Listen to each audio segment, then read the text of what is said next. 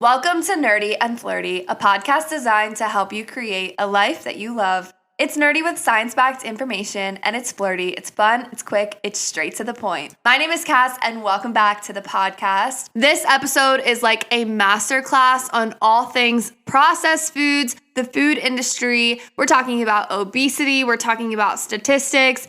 It is such a good episode, and if you are someone that is struggling with not being able to say no to processed foods, you are definitely not alone, and this episode dives into all the reasons why it is so hard for us to say no to processed foods. We all know we need to eat the salad, we all know we need to eat the vegetables, and we just can't help ourselves when we have some processed foods in front of us. We're talking about why these foods are so addicting and so irresistible. We're talking about the different additives to look out for, why these foods are so addictive according to the addiction criteria, what actually can make something addicting. And I'm giving you some strategies at the end to help navigate this food industry. As a nutrition coach, this is a huge topic of conversation, but even the healthiest people that I know struggle with saying no to processed foods to some capacity. No one is immune to the effects of processed foods and just the industry in general that we are now facing. The prevalence of obesity has skyrocketed. Specifically since the 1980s,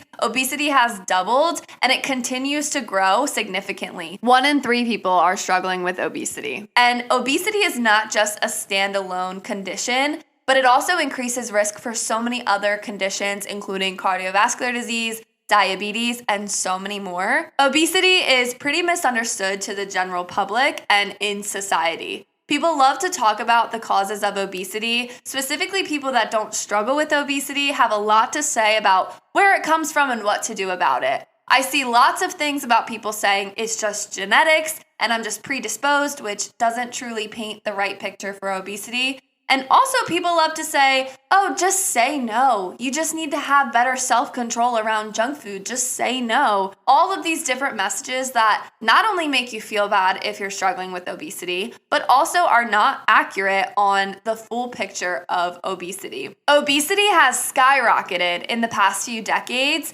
and there are many more complex reasons why, besides just self-control when it comes to junk food, and that is exactly what we're going to dissect in today's episode. One contributing factor to the rise in obesity is our decrease in physical activity. Now, as a society, we are way less active than we have ever been. We sit for work, we drive to work, we sit at home, and that's kind of our lives. As a society, we're not moving as much compared to our ancestors, and that can definitely contribute to the rise in obesity rates. However, this trend of decreased physical activity has been happening since the 1910s.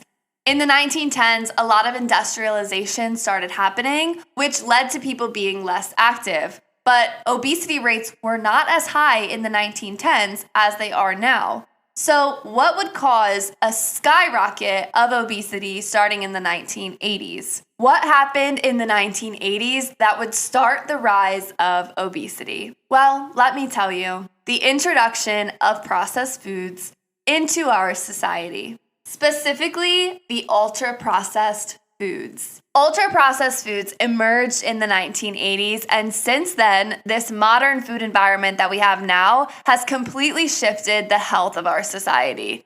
These ultra-processed foods are highly addicting, super satiating, hyper-palatable foods that are almost impossible to put down and say no to. If you find that you struggle to say no to junk food, it's not because you're not disciplined. It's not because you have horrible self-control. It's because these foods are designed to make you not want to stop eating them. And once I explain where they came from, you'll understand a little bit more. Super big companies like Nabisco, General Foods, and Kraft were actually bought out by tobacco companies in the 1980s. And this is where the shift in our foods began. Tobacco companies are known for their products being what? Being super highly addictive. The reason that it's so hard to quit cigarettes is because cigarettes are addictive. And what happens when people are addicted to something? They buy it more and more and more and more. And guess what? Product sales go up, people make billions and billions of dollars, and they just keep on going. Now, I'm no finance expert, but I do think that you and I are smart enough to put these pieces together. What do you think happens when a company that is known for addictive products and reaped billions of dollars in sales buys up the food supply? What do you think they're going to do to boost up their sales? They're going to apply that same strategy that made them super rich from tobacco onto the food supply. These hyper-palatable foods became super prevalent starting in around 1988, and that is exactly when the tobacco companies bought up major food companies. Hyper-palatable foods are scientifically engineered to be more satisfying for the consumer by adding in sodium, sugar, fat, and other additives that really make you want to keep eating these foods. Have you ever noticed that when you have some kind of junk food, you eat it, and you're never really full, you're never really tired of it, and you just want to keep eating it and keep eating it. And the more you eat it, the more you crave it. That is the effects of this scientific engineering to make you want to keep eating the junk food. And during around 1988, when these tobacco companies owned the food companies, the foods that were sold from the tobacco companies were much more likely to be hyperpalatable compared to other companies that had similar food products. Those weren't as satiating, those weren't as addictive compared to the food products owned by the tobacco companies. There were two heavy hitters during this time, Philip Morris and R.J. Reynolds, who owned the tobacco companies, and between 1988 to 2001, they owned some of the biggest best-selling products of foods that we had. R.J. Reynolds at one point owned Nabisco, which has our favorites, Oreo cookies, Teddy Grahams, Ritz crackers, and so many other foods that we know and love. And Philip Morris owned Kraft General Foods, which has Kraft mac and cheese, Jell-O, Kool-Aid, and all these other popular foods that we love. Like, they are very good, but they're not necessarily good for us. Food brands that were owned by these tobacco companies were 80% more likely to contain all of those combinations that make these foods so addictive and so hyper-palatable. The combinations of carbs and sodiums and fat make you so much more likely to keep eating these foods, and that's why these companies grew and grew and grew. Now, the tobacco companies didn't last long in our food supply, but they did leave a lasting impact. Tobacco companies only stayed in the food industry between 1988 and 2001, but those years really changed the prevalence of our hyperpalatable foods and ultra-processed foods. Between 1988 and 2001 was the highest increase of prevalence of ultra-processed foods in the American food supply, and since then, we're kind of having a hard time recovering from these addictive, appealing foods. Junk food is literally designed for us to keep eating it. It's designed for us to feel like it's irresistible. We can't stop. We feel compulsive. We eat so much of it that we feel sick, we feel out of control, and we still want more of it. It's literally happened to all of us. And you're not crazy for feeling out of control around certain foods. I'm sure you've been there. You have a bag of chips, you're eating it, you're enjoying it, and then you realize you're all the way at the bottom of the bag of chips. You wonder, how did I get here? Why couldn't I stop myself? Why did I do that? Why did I just sit here and eat an entire bag of chips? And you're wondering, what is wrong with me? You're feeling bad about yourself. You feel horrible. Now you feel a little bit sick to your stomach.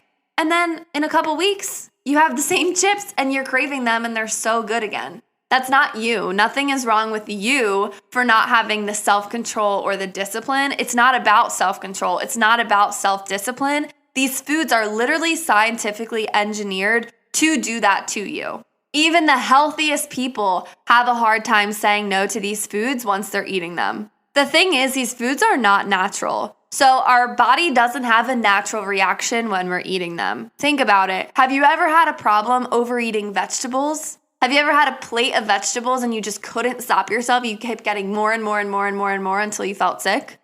Probably not. Because those foods are natural. They don't have these extra ingredients and these extra combinations of additives that make you want to keep eating them. Processed foods, on the other hand, they have every bell and whistle that makes the food the perfect combination to be satiating. Processed foods have things like flavor enhancers that make the flavor profile perfect every single time you eat it. If you've ever heard of MSG, this is what that does, except flavor enhancers are not just like adding spices. It's not adding spices or adding natural ways to make flavor.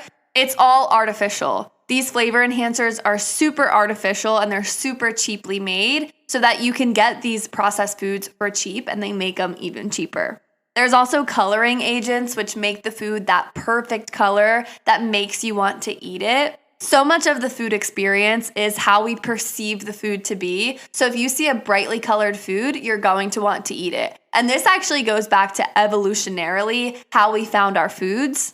Foods that were brighter in color were usually better quality. So a brighter fruit is going to be riper and better. A brighter vegetable is going to be better. Brighter meat slices are going to be better. And that is still in us as human beings. Foods that are super bright are going to usually be better, so our brain is naturally attracted to that. However, these bright foods are actually just mush combined together, and now our brains don't know the difference. There's also hydrogenated oils that are added. This is to make the food last so much longer on the shelf, because true fats do have a shelf life. Healthy fats that we're supposed to consume usually go bad, but these hydrogenated oils give that fat quality without going bad on the shelf. But what's scary is these are not the same as like the fats from an avocado. These are trans fats, hydrogenated fats that are so much worse for us and increase our risk for so many other conditions and diseases.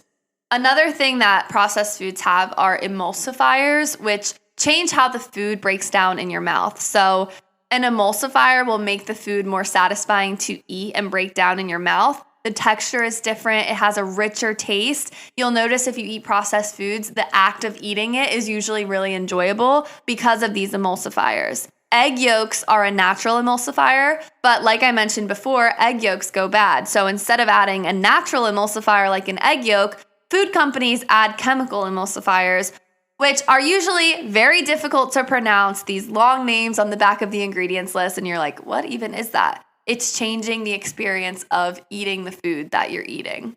And then lastly, there's a process called extrusion, which companies put the grains through to make the food, again, easier to digest, easier to eat, more fun to eat, changing the texture so that we actually enjoy the food a lot more. The extrusion process breaks down the food a little bit more. So it denatures the protein, it breaks down the starches. This completely lowers the nutrition profile. That's why a lot of processed foods, or all processed foods, are less nutrient dense and more calorie dense. Processed foods are not high in nutrients, but they are high in calories, which means if you eat processed foods, your calories for the day are going to be much higher, but the nutrients you actually get from those foods are still very, very low. That's why a lot of us are malnourished, even though we're eating plenty of food to survive. For example, you could take a whole plate of vegetables, lean meats, whole grains, and have a meal out of that, and that would be much lower calorie and so much higher nutrients compared to a processed food.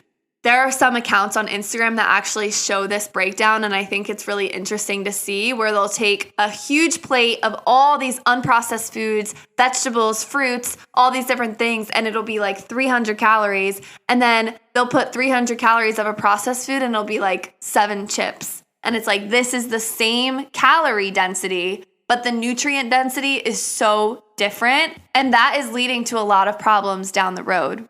Our current food society and our current food environment does not match our evolutionary practices to finding food. And stay with me for a minute, because this is going to take a minute to explain.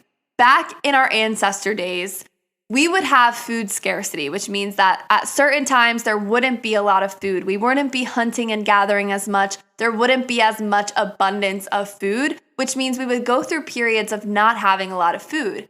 Therefore, when we did find foods, especially calorie-dense foods, we would be rewarded because those would actually help us survive. But in our ancestor days, the calorie-dense foods would be things like nuts and meats and these whole foods that would really fuel us up with a lot of nutrients, a lot of calories, and help with survival. Therefore, our bodies adapted to look for these calorie-dense foods. We needed these calorie-dense foods to survive because there wasn't a lot of calories all the time. We would go through these periods of not eating a lot and then eating a lot. Where nowadays, that doesn't happen. Nowadays, that's a lot different, but we still have the same cues. We still search for these calorie-dense foods. Our bodies still reward us for these calorie-dense foods in our brains, but the abundance is all the time. Instead of going through periods of not having food available, now we have so much food available all the time, and it's ultra-processed foods around us all the time. These foods are calorie dense, but they're not as nutrient dense, so they don't fill us up the same way. They don't satiate us the same way, and they're not equal in calorie quality. So even though they're the same amount of calories, they're not equal in the quality of those calories. In our modern day society, we no longer need to search for these calorie dense foods to survive. They're around us all the time. In fact, they're actually placed around the grocery store intentionally to make you want to buy more of them. Have you ever noticed that when you go into the grocery store, the produce section is the first section you walk through? That's because if you first get some lettuce and some spinach and some strawberries, you feel a whole lot better once you're adding those chips and the ice cream into your cart after. Not to mention all the marketing tactics that are put on processed foods to make you want to buy them. So many processed foods are marketed and labeled as these health foods, even though they sit on the shelf longer than any actual health food could. Have you ever seen, there's this guy on Instagram, he remarkets like Reese cups and all these different foods that we know are bad for us into these health foods. And it's actually scary how easy just changing the colors and changing the wording makes a food look healthy versus not. I can't tell you how many protein bars I've seen are actually just sugar bars labeled as protein bars. Companies put all kinds of labels on these processed foods to make you think that they're healthy. Things like organic, paleo, sugar-free, gluten-free, vegan. They're all these buzzwords to make you think that it's healthy for you when in reality, it's not. If it's in a box sitting on a shelf for months and months at a time and it doesn't even expire for another year, it's probably not the health food that it's being labeled as. One of the first things you can do to be a little bit better at not falling into these traps is being aware of the traps that exist. So understanding that grocery stores are set up to trick you and marketers are doing their job by trying to market this processed food as a health food. And as a consumer, it's really important for us to look at the back of the box and actually read the ingredients. If you're seeing a ton of big words that you can't pronounce and you don't even know what it is, it's probably not the best food for you. Unfortunately, these foods are everywhere, and once your hand is in that box, they are really hard to resist. However, as a consumer, you can have the self-control when you're in the store, and that's like one of the biggest things that I recommend to people struggling with this is not to buy it to begin with. Once you're buying it and it's in your house, it is so hard to resist these foods because they are literally engineered to be addictive to you. However, if you don't have them in your house at all, they're a lot easier to resist. Be aware of the traps that are in the store. Be aware of the marketing schemes and how these foods are being presented to you to truly make you want to buy them. And you're not a failure or a bad person if you fall into the traps because these people that do this are really, really good at what they do. And these foods are really, really addictive to make you want to buy them. So you're not a bad person for literally just falling into what they're trying to do. I was reading an article from Precision Nutrition, which is the company that I'm certified through as a nutritionist, and they talk a lot about this and how food manufacturers create these foods to be addicting. And what I found really interesting was they connected to someone inside the industry that understands food science and how they make these processed foods. And there's actually 5 things that they do to create the perfect ultra-processed food. It's called the Big 5. These are the 5 things they do to these foods to make them the perfect combination of irresistible food science. First thing is being calorie dense. Like I've been saying, these are foods that are really high in sugar or really high in fat that although they're high in calorie, they're not high in nutrients. So being calorie dense. Second is being intensely flavored. So foods that have a really strong flavor. And like I said before, it's artificial flavors. It's not like they're using your grandmom's spices. Third thing is they're immediately delicious. So you ever notice when you're eating these processed foods, your first bite is so good and you just keep eating more and more and more? It's because initially that first bite is so immediately satiating. Fourth thing is easy to eat. These foods break down so easily. I mean, just compare your favorite Doritos to an actual steak or something like that. It's a lot harder. Or even like a corn chip and an actual corn on the cob. It's so much different to eat. And that effortless eating makes these foods even more addicting. And then the fifth thing is how they melt down easily in your mouth. In order to be an effective, hyper-palatable food, these foods have to basically dissolve in your mouth, which makes it so easy to eat and so much easier to overconsume.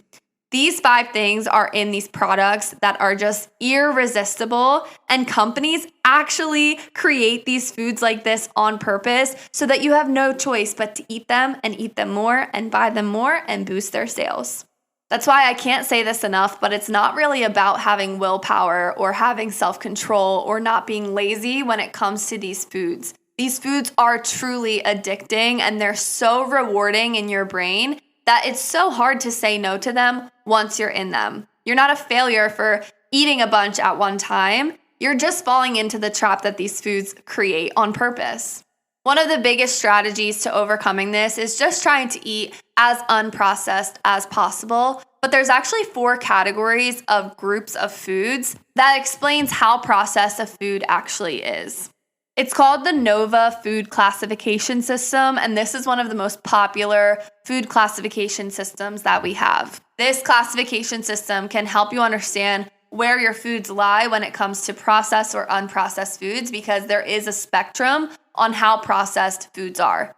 First group is the unprocessed or minimally processed foods, and this is the best group to be in. You want to eat the most of your foods from this group. This is where the foods are taken straight from nature and have been very minimally processed or minimally modified to preserve them. So this is where your fruits, your vegetables, your meats are. This is as unprocessed as possible. The second group is called Nova 2, which contains culinary ingredients. So this is where they take a Nova 1 food, that first unprocessed group food, but they add something like salt, oil, sugar, or starch to make it taste a little bit better, preserve it a little bit more. And it's just a little bit of culinary ingredients is what they call them on these group 1 foods. The third group is what is called processed foods. Now this is where canned vegetables come into play or cured meats or things like that where they take a Nova 1 food and a Nova 2 food and combine it.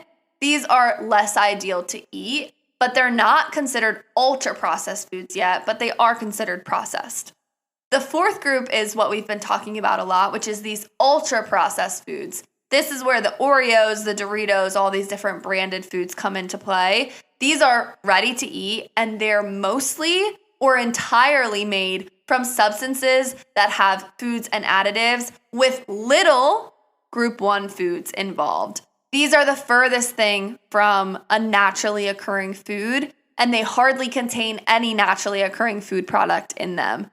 For example, something like an Oreo cookie that should contain chocolate and cream or milk of some kind, the ingredients list just has flour, thiamine mononitrate, riboflavin, sugar, palm oil, soybean oil, canola oil, cocoa, high fructose corn syrup, and then a bunch of other stuff that I can't even pronounce. Based on that ingredients list, there is no naturally occurring food product in that ingredient list at all, making that a group 4 product. The groups 3 and 4 are usually the ones that you want to avoid the most, especially these group 4 foods, because they are designed to make you want to keep eating them. You never want to put them down. They're so irresistible, but they're not high in nutrients, and they're the furthest thing from true food products.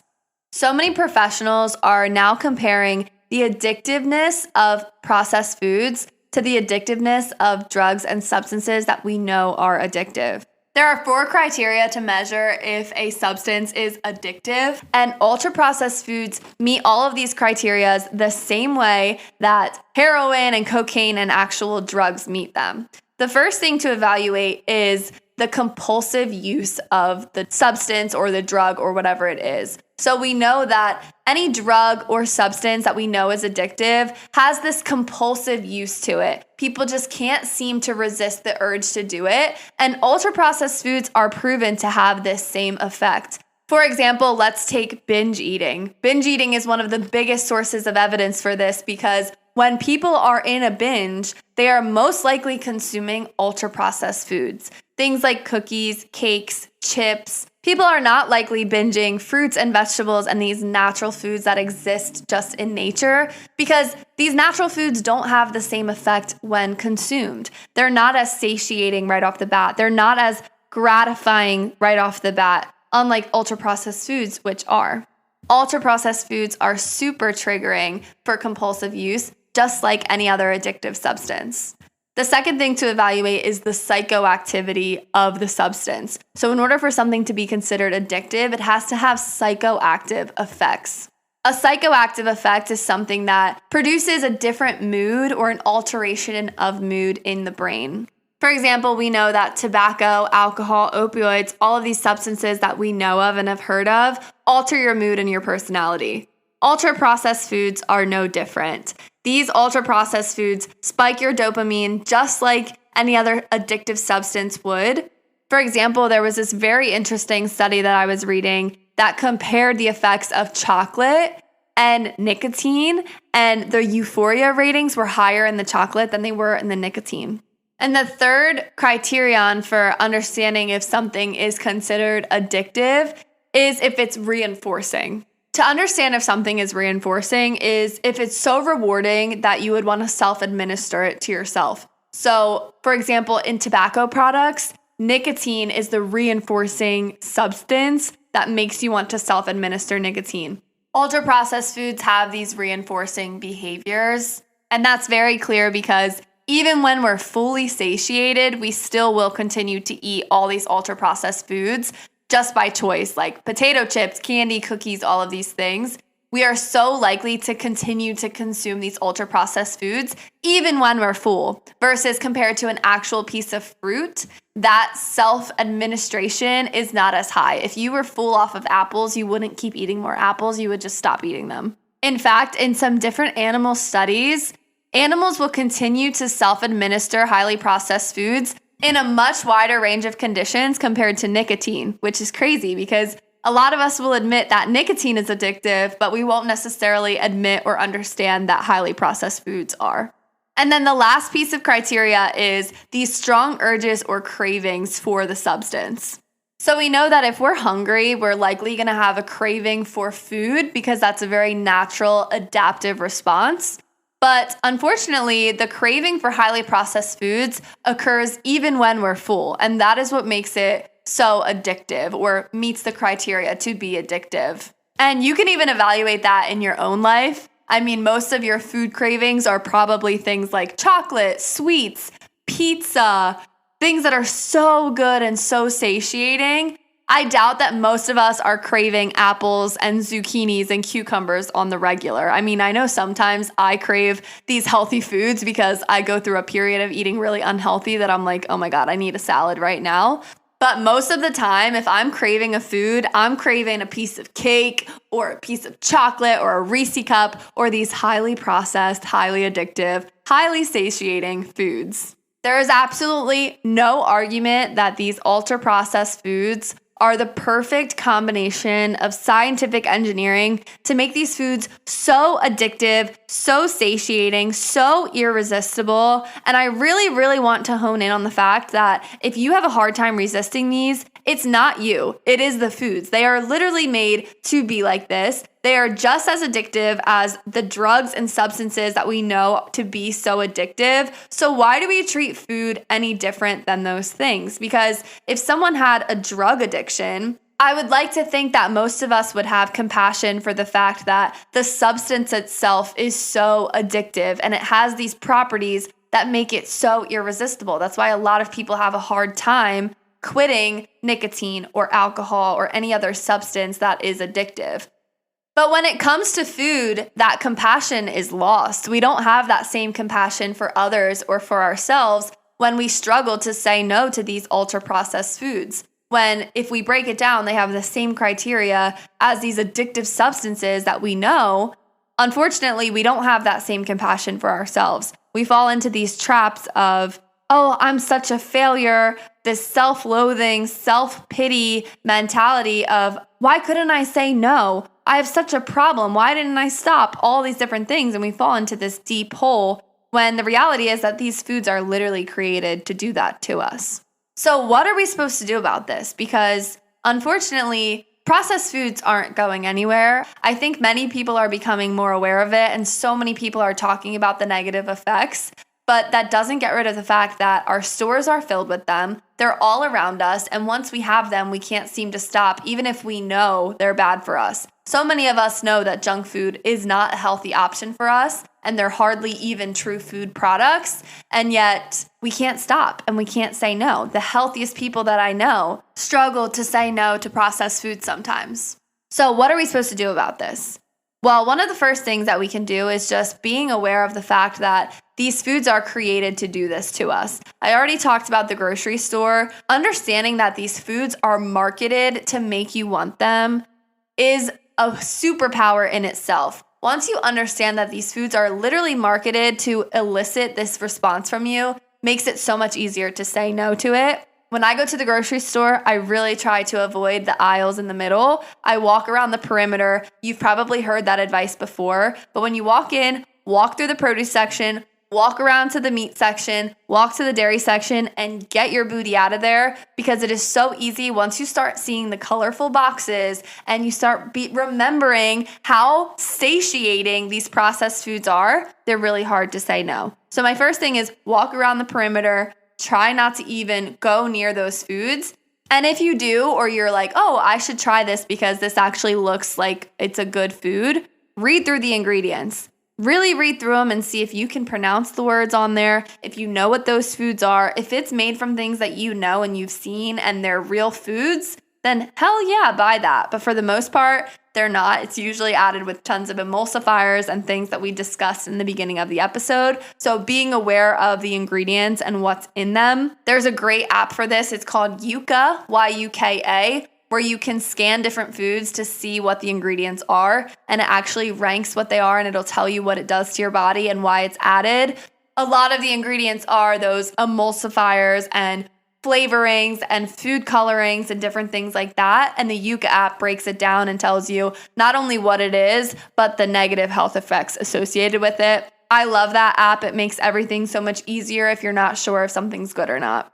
I know it's so much easier said than done, but trying to eat as unprocessed as possible is going to be the best bet, which means eating foods closest to their natural state as possible. So rather than buying pre-made squash spaghetti, buy a squash, cut it up, and make it into spaghetti squash. That's going to be a better alternative than buying a pre-made in a bag, quote unquote, spaghetti squash that has all this added stuff in it. Because unfortunately, even these health foods and these healthy alternatives are usually added with a lot of other stuff as well. And then another thing that I don't think is talked about enough is understanding your moods and what you tend to eat in different moods.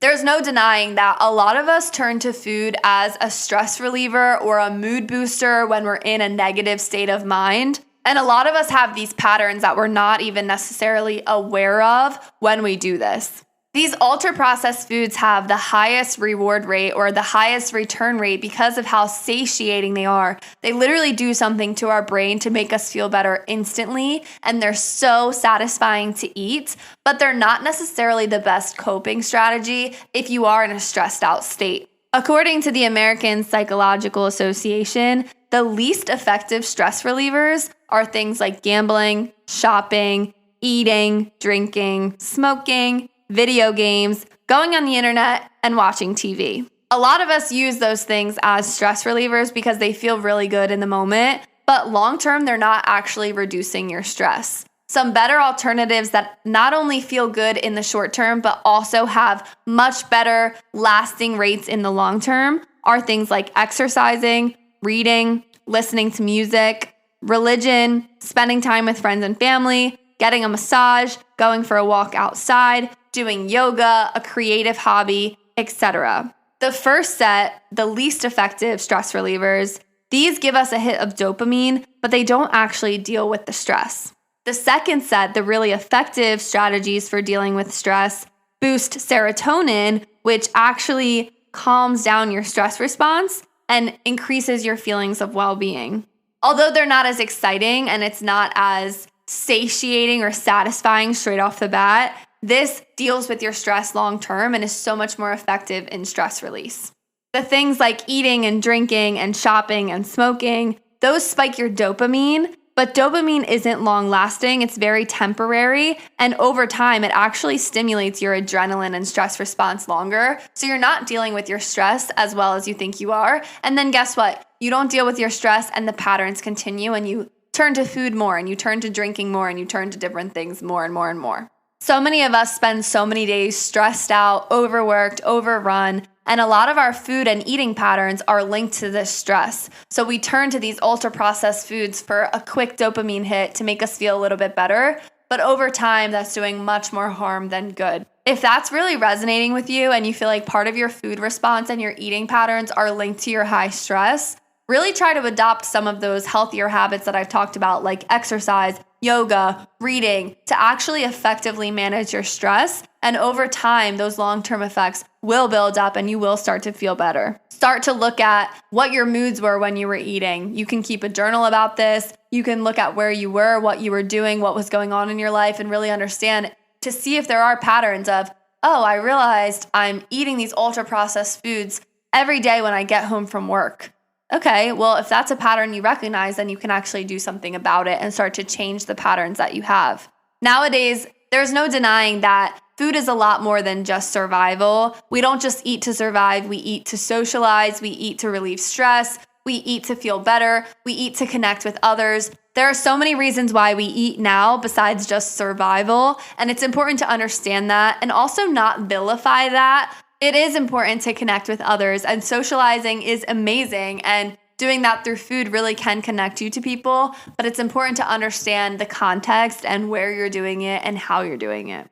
And lastly, another strategy that I have to help you deal with this world of this ever-changing food industry and society is being kind and compassionate to yourself and to others. I've said this throughout the episode, but I really want to hone it in at the end because so many of us look at someone that's overweight or struggling with food addiction, or maybe it's you and you have some struggles of overeating, overconsuming, and then feeling so horrible about it. The thing that we lack in that situation is compassion for ourselves and kindness for ourselves or for someone else in that similar situation. Be kind to yourself and be compassionate with yourself. And instead of feeling like, why do I keep doing this to myself? Work with yourself. Understand yourself a little bit better. Really try to figure out your triggers and your patterns and where your moods are when all of this is happening, because that's where you can actually make some changes in your life. If you approach it with compassion and openness and curiosity, you're going to get a lot further than approaching it with shame and guilt and self-pity. Instead of criticizing and judging yourself and feeling ashamed of where you're at, really work with yourself and understand yourself and really just take it one step at a time. And lastly, if you are in a situation where you feel like you're way in over your head and it really is something that you are struggling with, it's okay to ask for help and it's okay to find support. And honestly, that's the most encouraged thing that I could say to you. Find a coach or a counselor or a nutritionist or dietitian that specializes in disordered eating behaviors. If you find that you're really struggling and it's more of disordered eating than anything and it's really extreme, don't wait to find help. Don't wait to find support. There is absolutely no shame and no judgment in getting support. This is something that so many people struggle with. Not enough people talk about it out of fear of being criticized and judged. But you're definitely not alone, and so many people struggle with this to some capacity. So it's important to find help and find support and find someone that can truly help you, an actual professional. Do your research when you're finding a professional because there are so many quacks out there on social media claiming to be a coach when they're not certified in anything. They work out of their scope of practice. That is such a red flag, and find a professional that can actually help you in these things. Don't just fall victim to the people on social media that claim that they can help you with all this stuff, because there are so many people that are not certified. Go to someone certified, go to a professional, do your research on them, ask a ton of questions, and get support and get help if this does really affect you. I really, really hope that this taught you something and helped you learn something about our food industry and our food environment. I've been wanting to do this episode for a while, but it involves a lot of research and it's such a complex topic, and there are still so many parts of it that I didn't dive into, but I want to give you kind of like an overview of this. All of the references and research that I used is linked in the description, so definitely check that out and read through it. It's all science journals, all scientific articles, backed up with science, because this is nerdy and flirty, baby. So check it out if you're interested in learning more. I hope you have a great week, and remember to be nice to yourself and be compassionate. If you like this episode, share it with a friend, share it with someone that would like to learn more about this. That's the best way to help this show. Follow the Instagram at Nerdy and Flirty Pod, and I hope you have a great day and a great week. I'll talk to you next week. Bye.